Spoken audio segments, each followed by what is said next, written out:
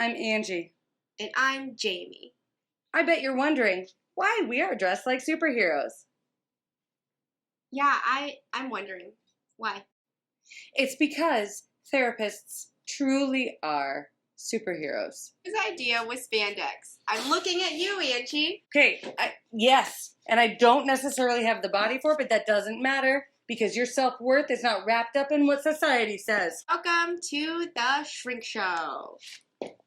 Get on my back.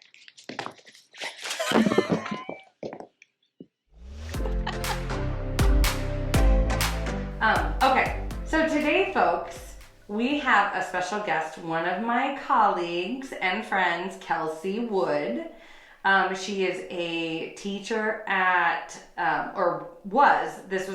she just quit, found a different job. How do you say that? I don't know. Like quitting, it sounds like, well, she just quit, so. Found a different job. But she was wonderful with the kids in the elementary classroom. Especially our autism friends. That's kind of your specialty. Yep. But today, we're not necessarily talking about that. We're talking about what it's like to be married to somebody who is neurodivergent, which is interesting because autism can fall under neurodivergence. ADHD often falls under neurodivergence. I don't know. Yeah. I feel like it's usually those two. OCD, they say dyslexia. Yeah, there's lots. Yep. So that's so exciting. So, Jaime, you had a question for her about her husband. I blacked out. Question already. No, I would. So what is? The only reason why I think of it is from our previous guest who defined neurodivergence. And so I'm like, oh, so what's your husband's unique lens in which he sees the world? What is his?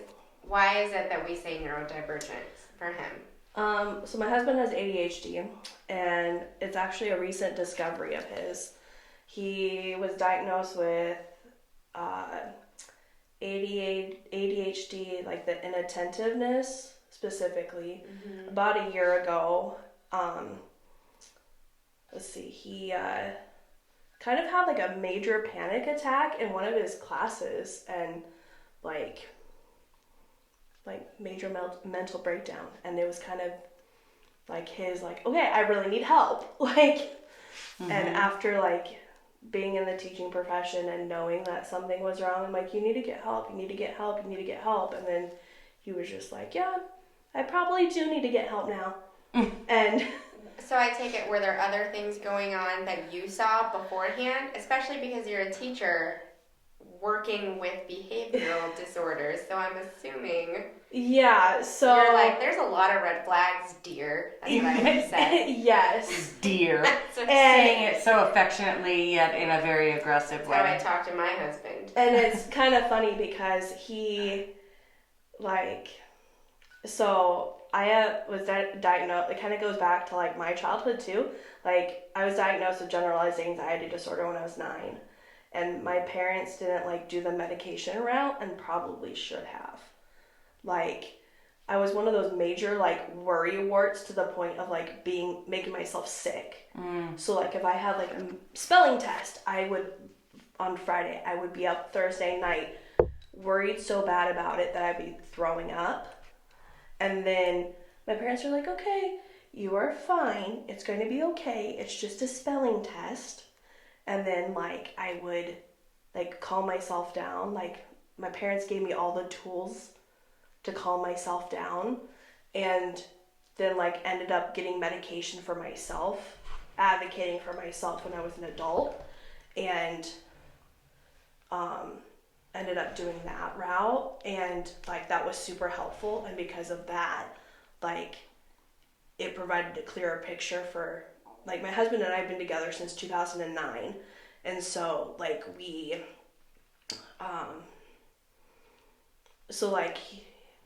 ADHD can be genetic, and so it goes through more commonly your mother's side is what I found out, and his mom has ADHD is what we found out after he was diagnosed with ADHD, and so do both of his sisters. So Did they discover it because of his diagnosis, or did they know and he just has been disconnected from them? So we kind of, like, he has a cousin that has ADHD and was put on like Adderall or Ritalin or something. Kind of. So my husband's 2 years older than I am. But was the cousin male? Yes. So what's interesting about that is women are often misdiagnosed or underdiagnosed because they are the inattentive type. Yep. And clinicians used to always think it was that hyperactivity piece. Right. But when mothers, especially mothers, when they started having children, the struggle to manage all of the moving pieces exacerbated the symptoms that they already had, but made them feel like they don't know what the fuck they're doing as far as parenting. Yeah, so at least that's from my perspective. Yeah, so it's like you know exactly what that feels like. Yeah. So my husband has this cousin that they're about the same age, and because he was diagnosed with ADHD as a child and was put on, I don't know, Adderall or Ritalin or something, I don't even remember. His mom was like, well, I don't know if you have ADHD, but I'm not going to put you on medication. I'm just going to help you with like staying, like give you specific tasks of what to do and keep like your list real short of like. So wait, this is when he was younger? Yeah, younger. So he had the signs of it when he was younger. But no assessment. No assessment. Officially diagnosed. Yeah. And so then he gets older. So at least his parents considered the possibility? Yeah. Or his mom? Yeah.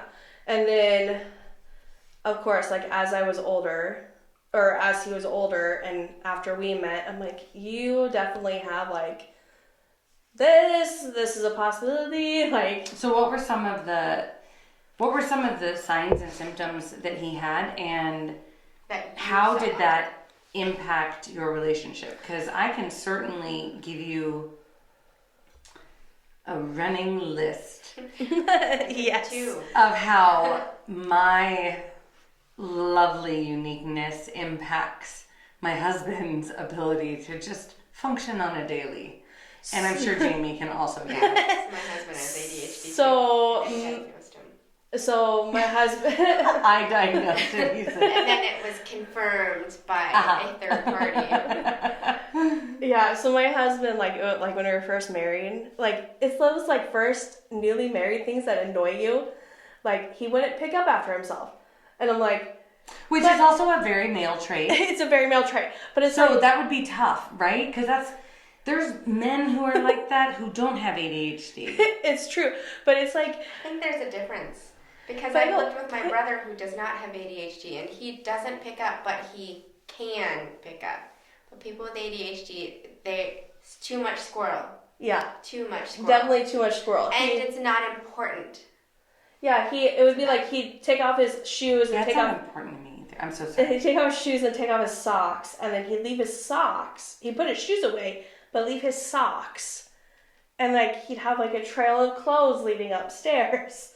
And I'm like, dude, take your clothes with you. I will. I'll get to it. Or be like, take out the trash. Put your dish in the dishwasher. Or put your dish in the sink. And he's like, I'll get to it. And, like, 20 minutes later, when it's like, he thinks it's 5 minutes, but it's like 20 minutes. Well, because he was hyper-focused on something that was awesome. Yeah. Obvi. Yeah. And my husband's a big, like, to decompress, he likes to play video games, like specifically sports video games. God, I used to love video games. I don't get to play them anymore. And he'll say, I'll play for 15 minutes. And I'm like, okay. 30 minutes later. Is that something that you see with Kurt? Because I can say I often lose time. I like to say lose time because this is specifically why I have banned myself from playing video games by myself in my own home. Like, once I had kids, I knew I would lose too much time playing video games, and I would either lose my marriage or lose my children or whatever, or lose my mind because I couldn't keep track or keep up with everything. Like, does he lose time? Do you know how often Kurt plays video games? I'm not just talking about video games though.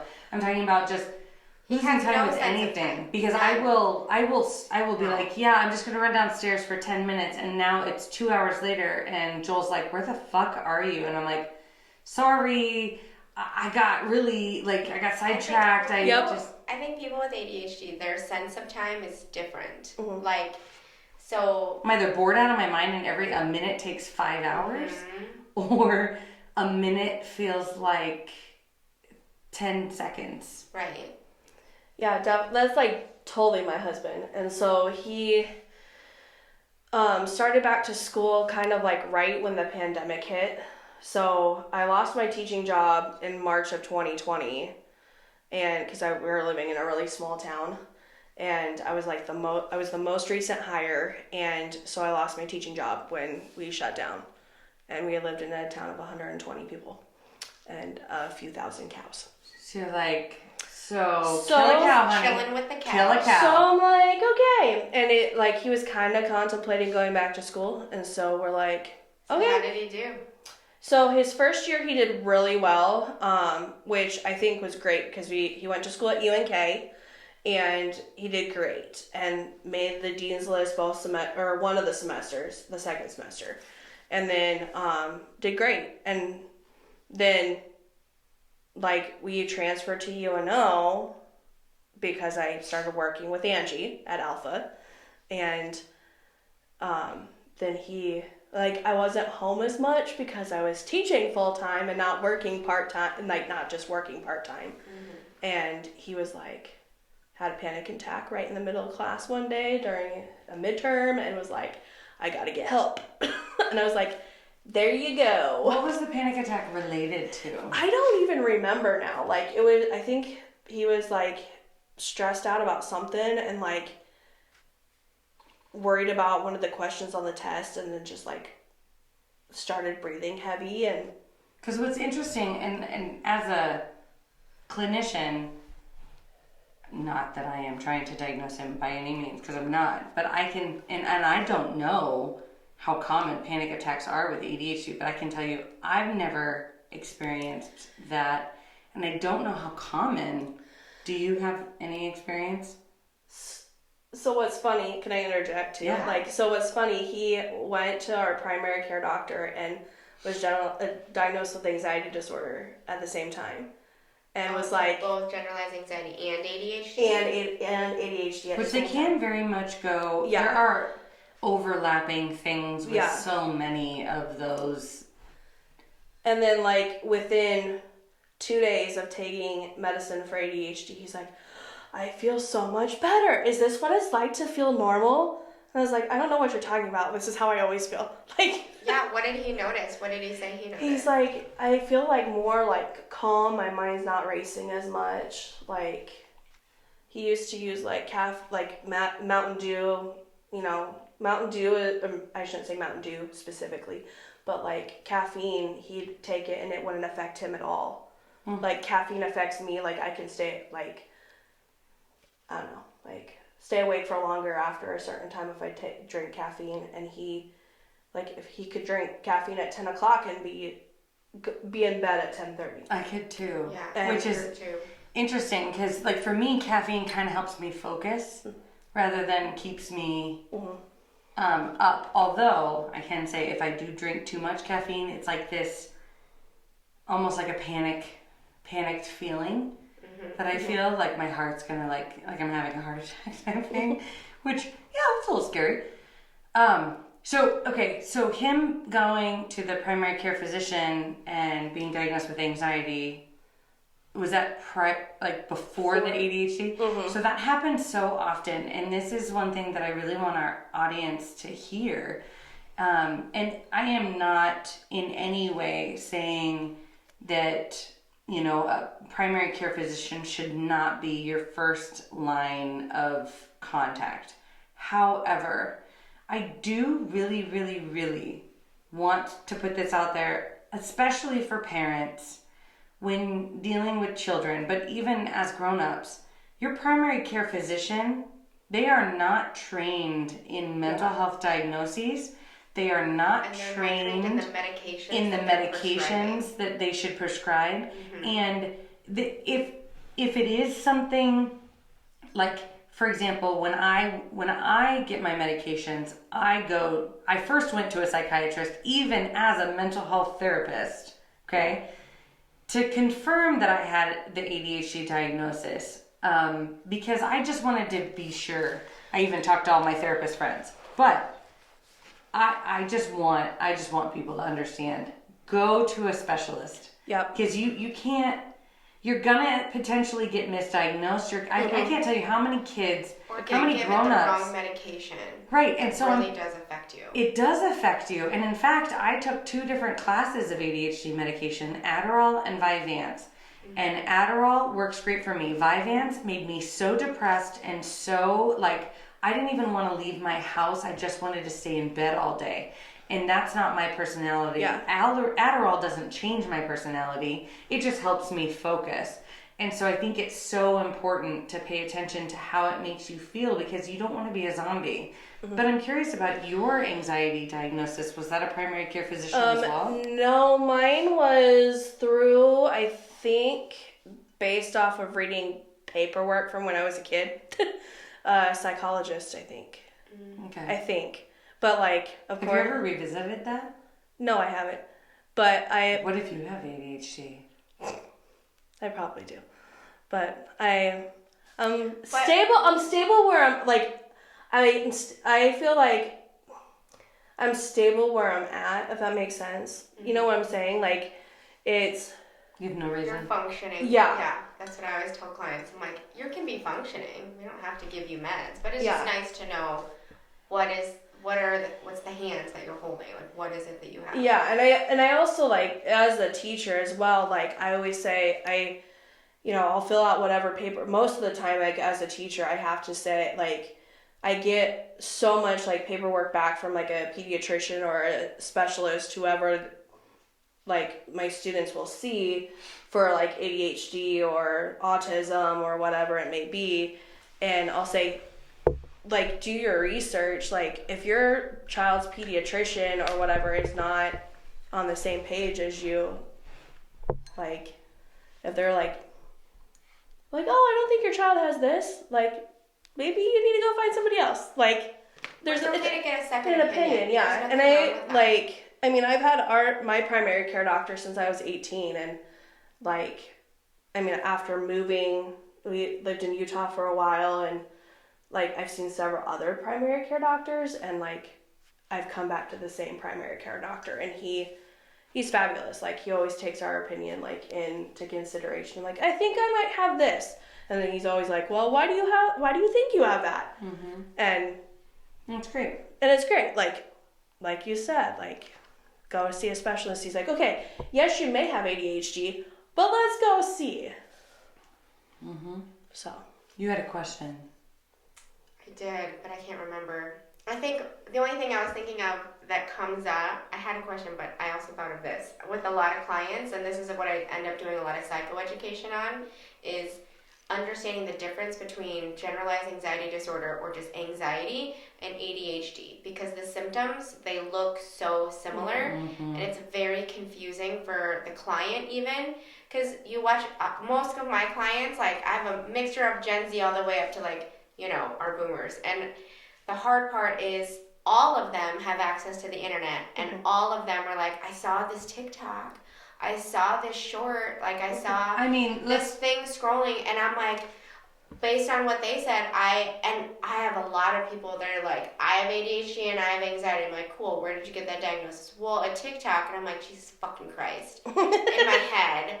But I'm just are you kidding me right now? And so it's hard because they look similar, and these 30-second clips you're listening to, you're it's a pretty solid argument you have right there. I might have it too. Honestly, you have a pain in your side, and you either have a side ache from exercise, you have ovarian cancer, you have to get your appendix removed, right, or you just have a tummy ache. It's what the so confusing. Fuck?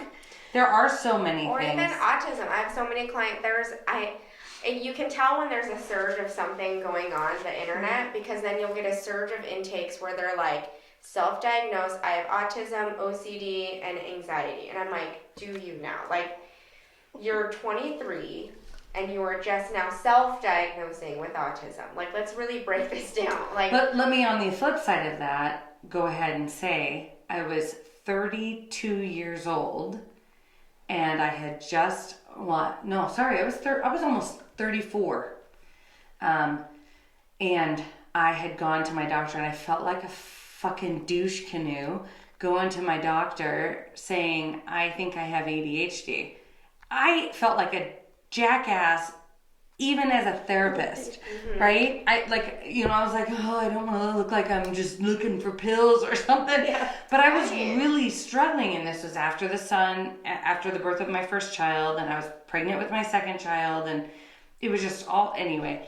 So I do encourage people, if you do think that there is some validity to it or something sounds familiar, then research a sheet or the self-assessment, something that you can tangibly look at, pay attention to a lot of the, ifs, ands, or buts, like, yes, I do struggle to focus at this time, right. Or I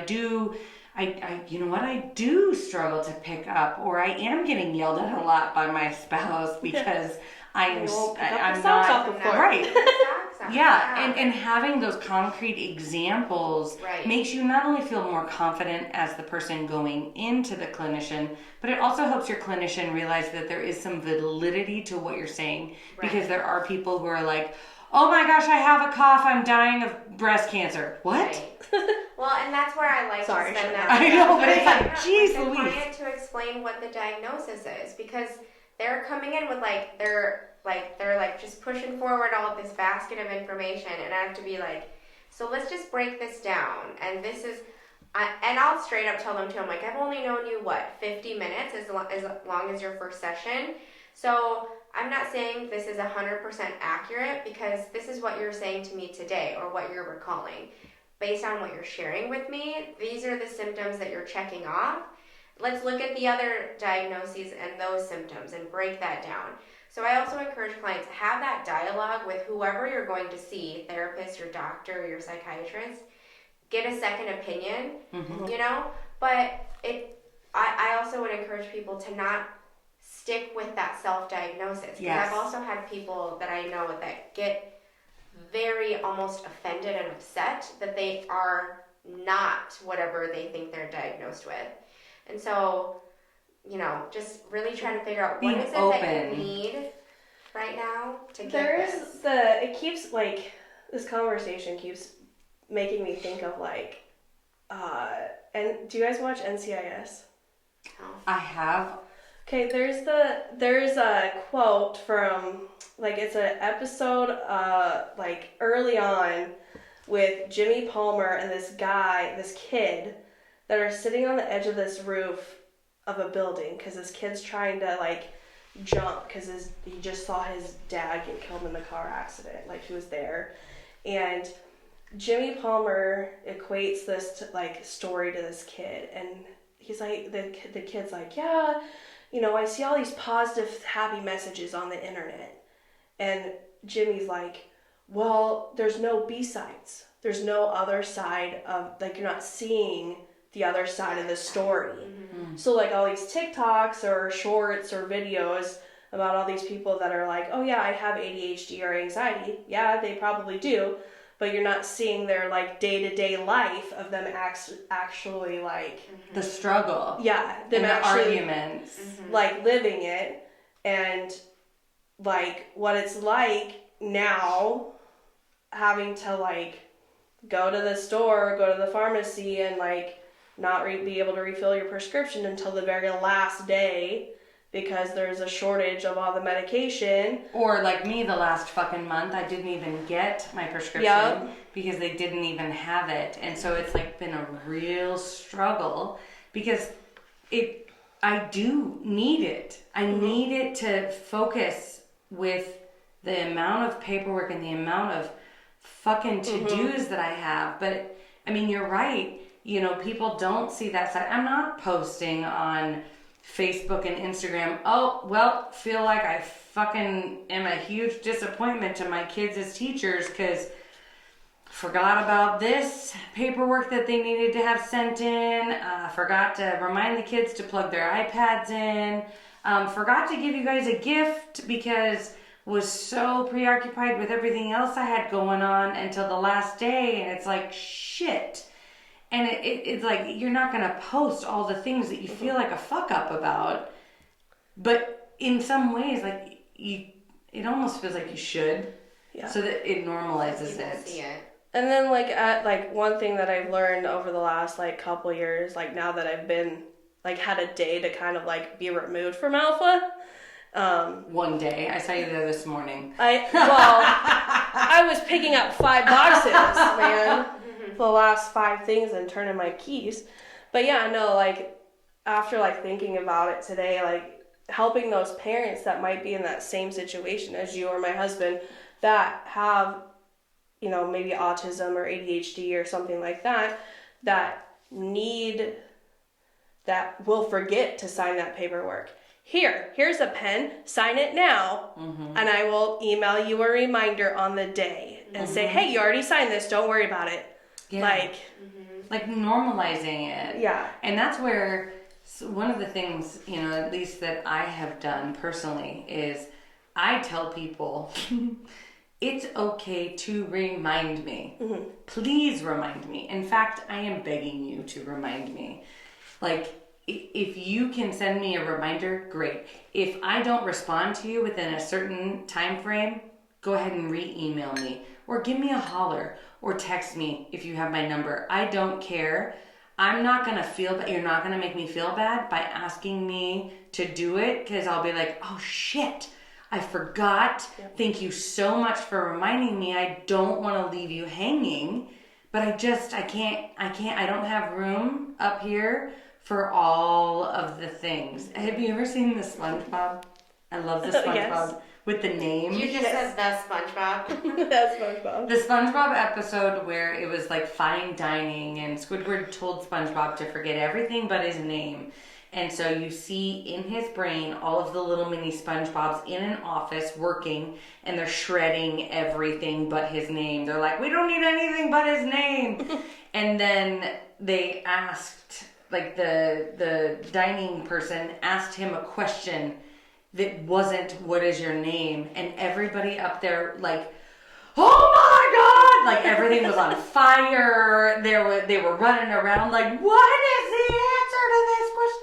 Oh no, it was forget everything but fine dining. And then they asked him his name. That's what it was. And they're like, shit, what's his name? What's our name? That's how I feel my brain. I know I did, see? That's how I feel my brain is all the time. Like, shit! It's like a fire going on. And I'm like, fuck, I know this answer. That's why I hate trivia. So then in what ways do you find yourself now having an official diagnosis helping out your husband? We like... Or yelling at him, because I do that to mine. I'll be like, you're really ADHD today. Where are your meds? Don't use it as a descriptor. He doesn't take his meds, so like, it is what it is. I noticed that too. Like sometimes it's like, hey, you haven't taken your meds yet. Take them now. I can or tell. like, hey, you need to take them now, otherwise in 30 minutes I'm not going to be able to talk to you. God, that's really interesting, What because does I he do? never forget to take them. So what does he do when you know to say that to him? He like last weekend we had a friend's wedding, and he it was like Friday morning, and I was like, I need you to take, like, he's like running around the house like trying to scramble or something, trying to get things together. I'm like, you're stressing me out because you're running around. Take your meds now and go sit down. And he's like, okay. And I'm like, you need to sit down and relax for a few minutes so that I can like take your meds, let them kick in, and then you can help me. And then he's like, okay. So like within like 20 minutes, he was like, okay, I'm good now. Let's go and get our stuff together. And like he just wasn't being helpful running yeah, around? he was just like running around like, do we have this? Do we have this? Because like we had a friend, like our friend's wedding was partially here in town and partially out of town. And so like he was like not being helpful whatsoever. And just like running around trying to make sure that we had everything. I'm like, dude, I got it covered because I knew you would be like this. And he And then Saturday morning, he was kind of the same way. And I just looked at him and he's like, I'm going to take my meds right now. And then that way, in like 20 minutes, I'll be fine and not running around like a goof. And so his is like, he's like physically moving everywhere. Yeah, he's like physically running around wherever we're going. And I don't know if this is just like the fact that we lived in like a tiny apartment for a while. And my husband is 6'1" and a bigger dude, that he just takes up a large amount of space, and him running around is just like takes up a large amount of space. And we live in a bigger apartment now, and so whenever he does that, I'm just like, dude, even though we live in a bigger apartment, you still like drive me crazy by running around. But we also like sit down and like this week, Sunday I think it was, we sat down and we're like, okay, here's what we got going on this week. This is what we need to do. Like, this is where you're going. This is what I'm going. This is what days you're working. This is what days I have to be at school. Do you do that weekly? Sort of. We try to. Like, we're not great about it every week, but just for my own sanity, like, I have a couple of calendars. Like, I have I take the joy of crossing things off a calendar. Do you do that? So I like write things down. Sort of, yeah. And then we have a giant whiteboard that we like write everything down on. And so if he wants me to see what he has going on, he'll write it up there so that I know. Will he remember to do that? Usually he does, or he'll put it in our phone on our calendar, and I'm like, oh, we have this going on? And he's like, oh yeah, I forgot to tell you. Okay, thanks for letting me know. Like, oh, how'd you get him to use a calendar? That was on his own. We have like a synced calendar, and Kurt he goes, oh, I thought I heard my phone go off.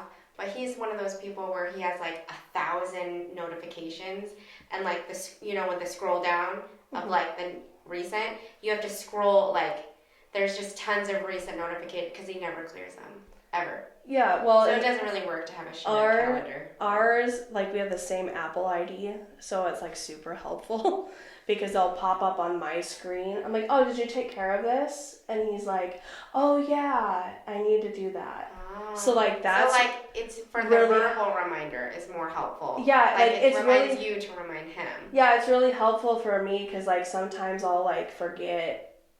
I mean, it's helpful for me if you put something on the calendar, and then I'll see it and I'll be like, okay, I need to write that down so I don't forget about it. And then I'll ask, like, sometimes it's while I'm at school that I'll like write it down on a sticky note and then take it home and be like, oh yeah, what about this? And he's like, oh yeah, forgot to tell you were at school or whatever. Mm-hmm. But like, I think it comes down to like communication for us. Like, that was like the biggest thing that we learned when we were first married, was that the communication was like super key. Mm-hmm. As I'm listening, Is that what you and your husband do? No, and in fact, my husband do. So here's where my brain's going is I'm feeling kind of fucked over here. I'm sorry.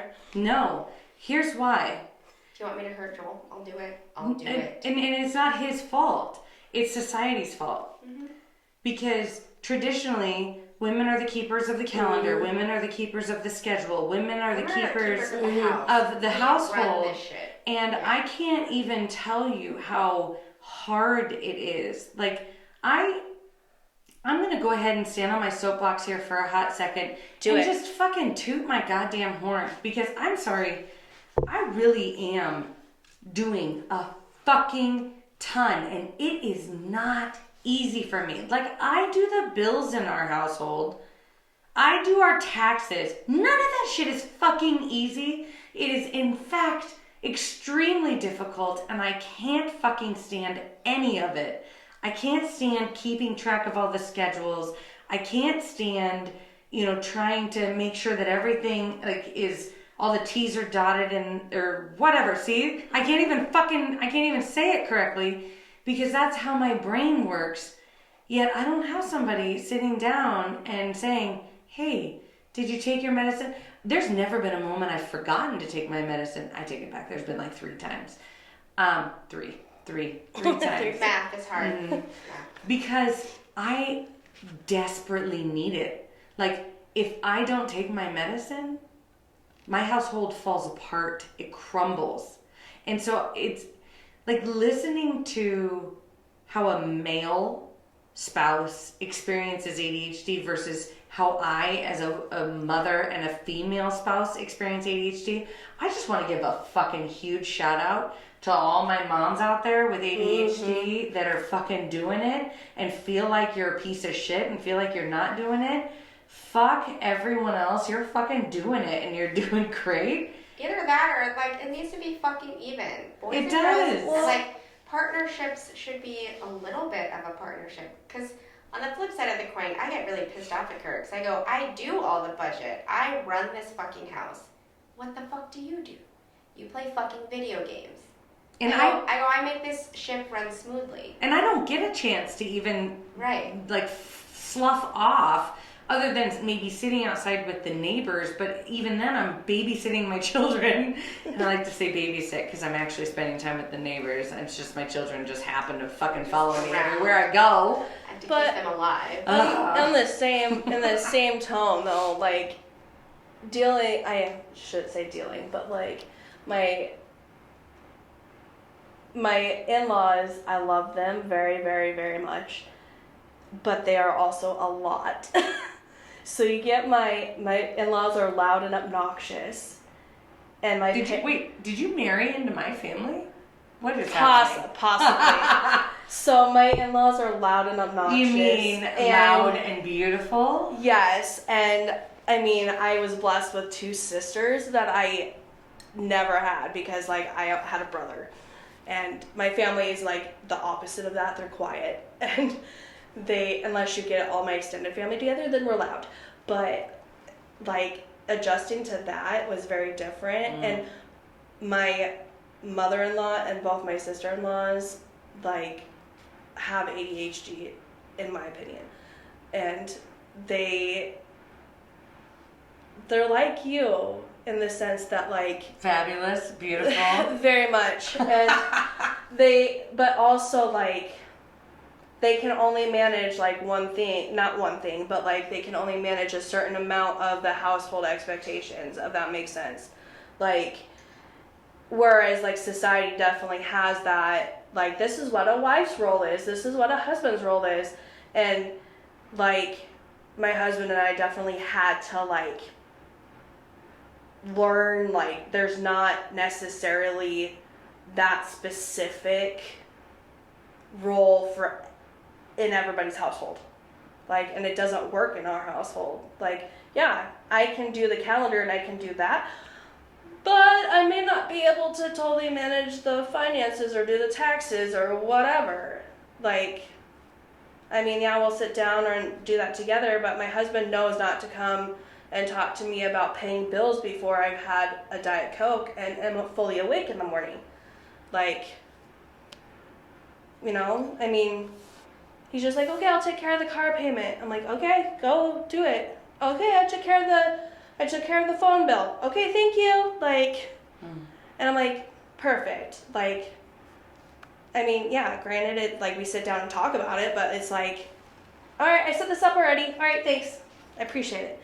But, like, so really living with a neurodivergent spouse or partner or what have you, even child, it's all about that communication. And it's extra reminders. Yes, and not guilting people. I think that's the biggest thing that I want as somebody. Like, I don't want to feel bad when it is something that is not my strength or something that is outside of my control. Now, you could say me not being able to find the item that I'm looking for is very well within my control. Is it though? That's my argument, because I have a trouble finding items that I'm looking for too. Oh my God. I have actually just started adopting the idea that, well, I obviously was not meant to find it, and I will find it when I need to find it. I stole from a friend of ours, whose husband is just like her, and so obviously the wives were exactly alike. And we also have stepsons who are like the same age, so we joke because the stepsons are exactly like dad.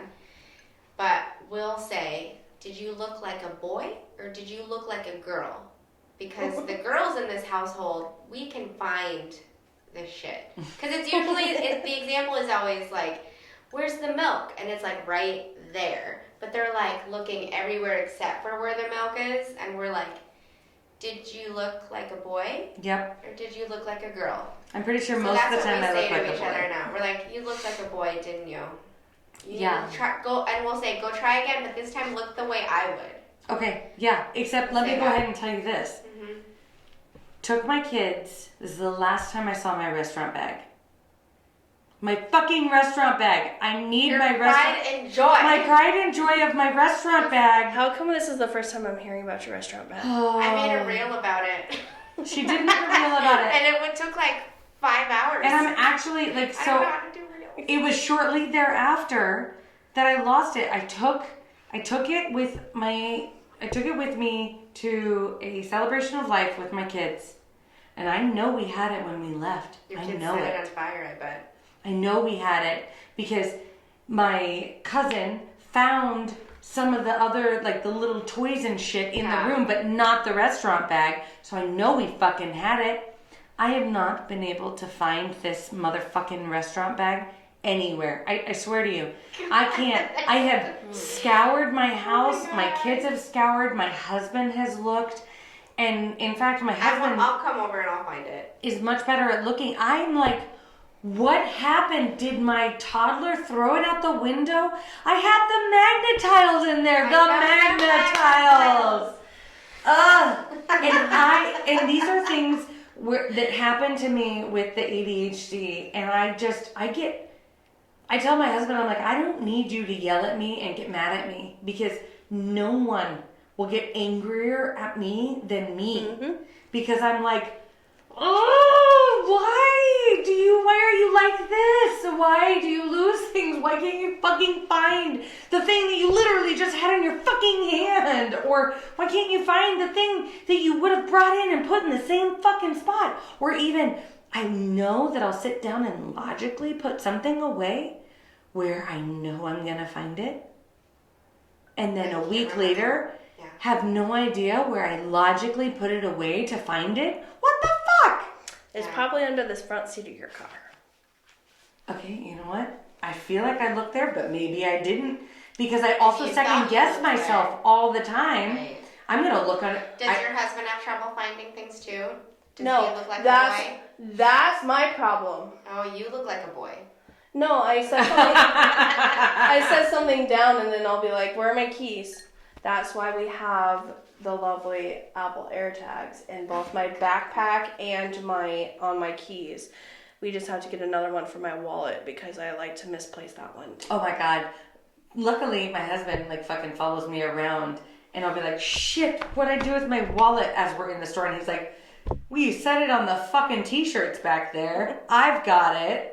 Like, oh, okay, thank God. But So there's like a mug or a t-shirt or something that I saw that is like wallet keys. It's like wallet keys, phone, something else. And it's like, I'm like, yep, that sunglasses, like you gotta make sure you got everything. But I'm like, I have to walk around the house like 5 times to make sure I have everything. Even though I hang up my keys and my sunglasses on my thing. And like literally today, I get home from work, even after I left my work backpack at home and took only my work keys to work today because I was turning them in, unloaded the last 5 things in my car, and I still went straight to my work backpack that was totally empty and checked to make sure my work keys were in there today. Jeez. I was like, ugh. Yeah. And then today I also texted my new principal and was like, hey, can I get my work keys? Because I'm feeling kind of lonely without having something. Haven't gotten a response yet. I need it. I need these. Not that I'm probably going to lose them between now or misplace them in the myriad of boxes that are in my apartment right now. And I do think that is something that's really important for the spouses of folks who do have the unique neurodivergence is recognizing that more often than not, we're really hard on ourselves. And you know, we don't need you to yell at us or tell us where we're lacking or tell us everything that we're not doing. And the reason is because there are so many benefits that we do bring to the table that often aren't recognized. And I'll give you an example. Anything, you know, goes wrong and nobody knows how to handle it in my household, I'm the fucking problem solver. If there's a problem that nobody knows what to do with, it gets thrown to me. Any sort of mental health crisis, obviously, gets thrown to me. Any sort of thinking outside of the box, or really, I think a lot of it is handling crisis or spontaneity. If there's something that is, you know, like, let's be spontaneous and do this thing, you know, I'm really good at that. I'm good at handling that. I'm good at, again, that crisis and that problem solving, and keep being that calm voice, that eye in the storm. And those aren't often qualities that we recognize in people, that we're like, hey, thanks for that. No, we recognize the type A personality, that organization. We recognize, you know, I'm not saying that is not equally important. It's so fucking important. But I think we also have to remember that, yeah, I may not have the most organized house, or the most organized office, but I might be really good at talking to people, or really good at, you know, impromptu, you know, party planning, or last minute party planning. You know, like those are things that I'm good at. Well, and I think like it's like super good for me to be married to somebody that's neurodivergent, only because I would never get out of the house if I like wasn't married to somebody that was neurodivergent, just because like my husband's like, okay, I need to get out of the house, let's go. I'm like, no, I don't want to go. Well, let's go. I'm going. I'm like, well, I want to spend time with you, so okay, I'm going to. Fine. Yeah. And then like tonight I was like, I'm leaving, bye. And he's like, where are you going? I'm like, gotta go film this thing with Angee. And he's like, oh yeah, okay, bye, have fun. I'm like, all right, bye. He's so proud of you. And then like I also think it's super fun, like sometimes neurodivergent people just need you to lay on the floor with them and tell them that the world is going to be okay. And also I make people lay in the floor in my office and stare at the ceiling. That too. And because the ceiling in my office is so fucking cool. It's like a labyrinth. And like then they come up with like things that are totally unexpected. Like I didn't tell you about this. Last Friday, one of my students comes up to me and gives me like this huge hug and goes, I love you. And I'm like, love you too. And it was like super sweet. And I just loved it. Well, because people who are neurodivergent live in the moment very often. And like it was totally unexpected and totally fun. And like those are like little moments from Alpha that I'm like totally gonna miss. But promised I'd come visit. So. But yeah, I think any other things your husband has taught you? I don't know, like a bunch of Being his things. partner, other things that have been a benefit of being married to someone with ADHD? I don't know, like I'm more spontaneous because of that, because of him, like being willing to like just go and do things or like have people over. I'm kind of a homebody, and I, especially after teaching, like I'm just like I wanted to stay at home, but then I'm like, this last year I've tried to be like, okay, we're gonna go out and do something, we're gonna go do this or go do whatever. That's great. But he's also been like, it's also been nice to be like, try something new, like, so, and get out of my comfort zone a little bit more, which has been good. Nice. Do you do that for Joel? Are you the spontaneous one? I am the spontaneous one, and what's again, kind of going back to like, often I feel my strengths are not recognized as much as a benefit in the workforce, ironically. But like talking and being able to have difficult conversations. She's good at that. And I'm the buffer for my husband. So he feels safe going into any uncomfortable social situation, because if he doesn't want to talk, he doesn't have to. If he doesn't want to engage in conversation, he can easily hide behind me. If he doesn't know what to say, I will tend to respond, and he can interject whenever he wants. So I am, in fact, the safest person for him to be around. So he likes it because it helps him get outside of his comfort zone. Yeah, and it's also great, like, having somebody like Angee or somebody that's neurodivergent in the workplace, because, like, sometimes if you have somebody that's not like that come in, like, I mean, I've had several tough parent-teacher conferences that I've had to call in administrators to come in and be that buffer, and it makes it sometimes more difficult and, like, sometimes more of, like, a toxic situation when I just need them to just sit there and listen. And, like, I had one of those this year, and I had one of my coworkers go out and get Angee because I knew I needed a buffer, and because I knew it could potentially get really bad if we didn't have somebody like Angee come in. And she came in, and it could have gotten way worse if we didn't have somebody like Angee come in. And so, like, and she was really good at, like, having difficult conversations with, like, staff or with other, like, with parents or with kids or even me. Like, I remember last year she, like, was like, I see you're frustrated, what's going on?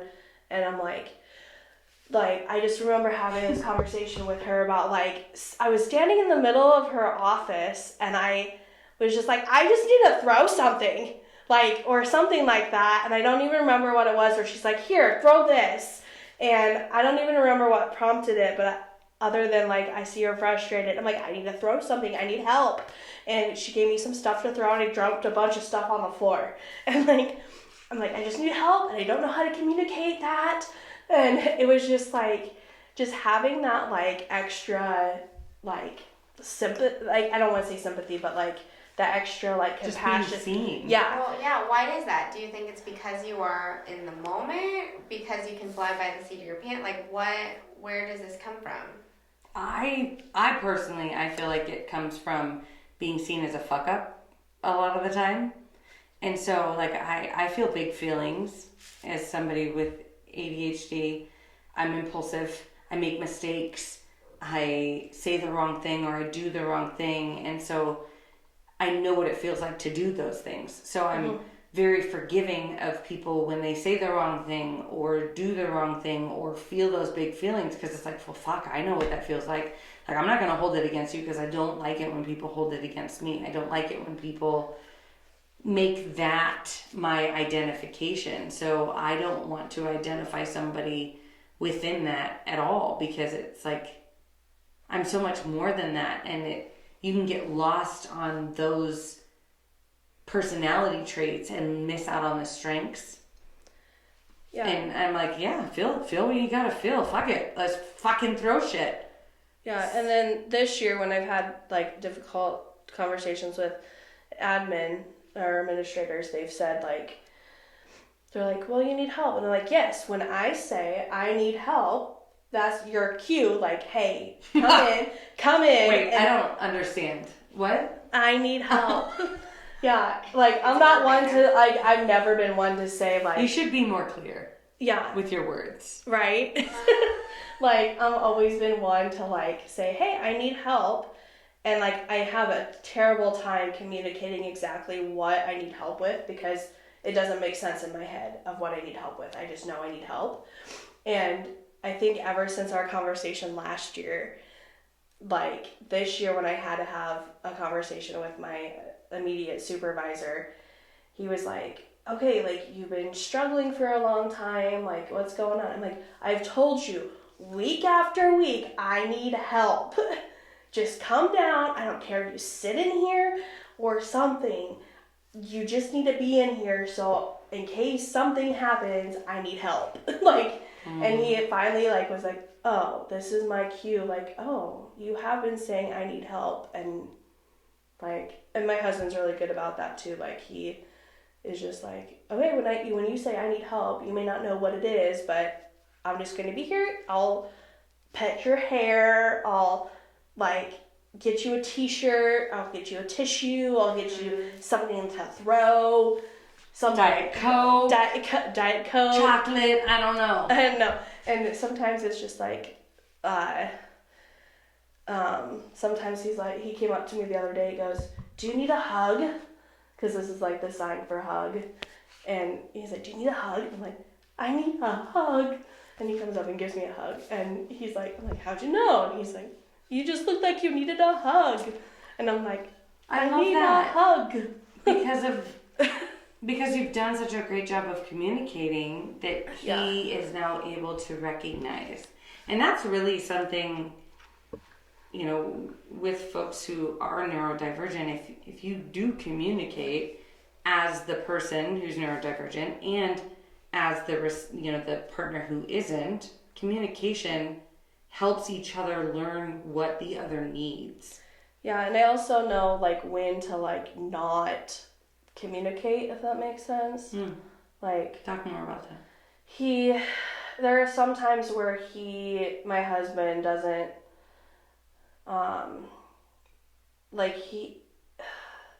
him and I are very different when it comes to like, I get real quiet and he'll not, like, more quiet than I usually am, and he will start like prying, like, what's wrong? Like, what's going on? Let's talk about it. And he'll try and pry out what's going on with me. And like, for me, that helps. And for him, when he gets really quiet, he doesn't want me to pry because he's trying to process in his head, like, how'd you figure that out? Why what's going on? Like, if something's bugging him, and he may not be able to like figure out what's bugging him or why he's like overwhelmed or whatever. And that's been like a recent discovery. Like, the last couple of times I've pried, he's gotten snappy at me. And so I'm like, okay, I'll come and talk to me when you're ready. And I'm just like, I'll hover, I'll hang out. And like, I kind of, I don't know, the alpha rubbed off on me, man. Like a couple of my students this year, I needed to be close, but not too close. I'm like, okay, let me know if you need me. I'm like, right here if you need me. And then they're like, okay, now I'm ready to problem solve. And they also have ADHD. And so like, it was one of those like, okay, I'm going to try this on my husband the next time he gets real quiet. And the next time I tried that, I'm like, I'm right here if you need me. And then like a little while later, he's like, I think this is what's bugging me, but I'm not sure. And that's awesome. Yeah, like, so he got like real quiet, and I've just learned not to like pry too much. I don't want to get punched in the face or anything. Not that I would, but. Does that happen with you, Angee? Do you need longer to process things? Like your argument? Yes. Let me answer that for you, yes. I probably do. I'll give you a minute. You come up with your answer. Whenever you're ready. I'll be here. I'm here when you're ready. No, but there'll be times when I'll walk by her office and like I'll poke in and I'll be like, coming to get a piece of chocolate, and she just has this like look of like, get away from me, and I'm like, okay, I'll come back. Never mind. Okay, so I must have adopted Jamie's resting bitch face when I'm focused. Resting light face. That's how my face looks, first of all. I have that too when I'm focused. No, I think for me, like, because my children and the nature of my job and just the environment that I work in, I am constantly interrupted. And so when I am in the zone, like it's like it's flowing and I want to get my work done. But every single time I am interrupted, I have to then, it adds like 10 minutes of work to what I could have gotten done. Like if I can write this paragraph in 10 minutes, if I'm interrupted 3 times, it is now a 30-minute job. And it's extremely frustrating. So that's why when people are constantly coming in, it's not just you. Like people, somehow there's like a revolving fucking door in my office, and people just want to come in and just bullshit or shoot the shit or talk about, their frustration with a parent or their frustration with a kid or their frustration with a coworker. It doesn't even fucking matter. Sounds like they need a therapist. It does. And I actually have a fucking sign that says, I am not your therapist for that very reason. But to go back to your original question, Jaime, do I need time? Yes and no. Sometimes I think I don't need time because I will react immediately and I think I know what I'm thinking. If you don't give me time to actually process what I'm thinking and then try to tell me what is really going on within me, I'm going to explode, and that is not going to end well.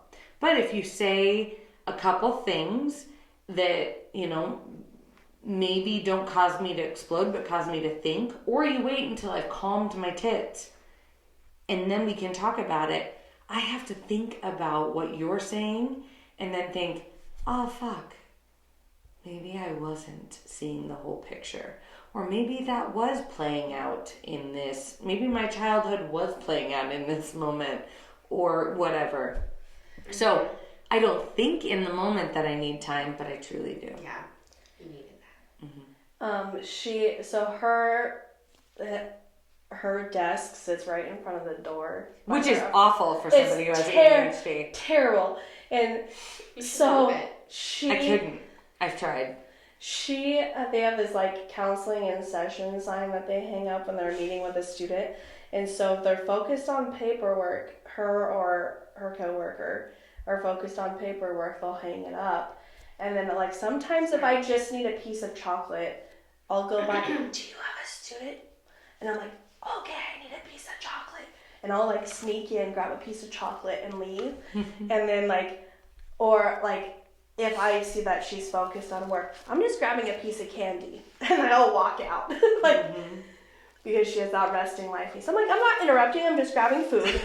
What did you call it? Resting life face. Life face. So I worked for this. Resting focus face. RFF. I worked for this autism center in Kearney, and one of the behavioral therapists that owns the business that I worked for, she's like, I have resting life face. And I said, what? Resting life face? I said, is that like RBF?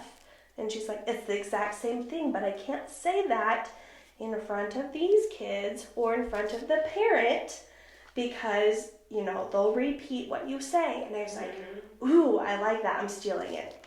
And she's like, okay. So I adopted. I like it too because I don't like the implication that it is bitchy because oftentimes people will be like, are you okay? You seem angry. And I'm like, no, I'm actually just really focused. Like I'm just very focused and I'm thinking and I'm just like figuring out what it is I need to do next. I get that when I'm just walking. Apparently we look angry. I'm not thinking. There's nothing going on. Oh. I would get it the first time I heard that RBF was when I was like in fucking middle school and I was just walking to my next class like with my books. And 3 people were like, are you okay? What's wrong? And I go, I'm walking to 3rd period. I'm just walking to class. I'm like, it's right there. And like that would happen multiple days a week, multiple times a day. And so I'm like, I guess my face just looks bitchy. But it wasn't bitchy. It was like everyone just thought like I was upset or mad or sad, like something. And I was like, I only earn these wrinkles up here because I just am a super. She doesn't even have wrinkles. No, my wrinkles right here. I talked to Kurt about that. I'm like, think about. I have smiley wrinkles. Yeah. You do have good skin. Fuck off. Yeah. All right, why don't we should do mugs. You can start. Guest turn.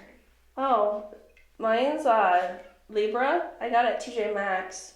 Got a girl. And how does it connect? I'm a Libra. Who here is a Libra? Me. Well done.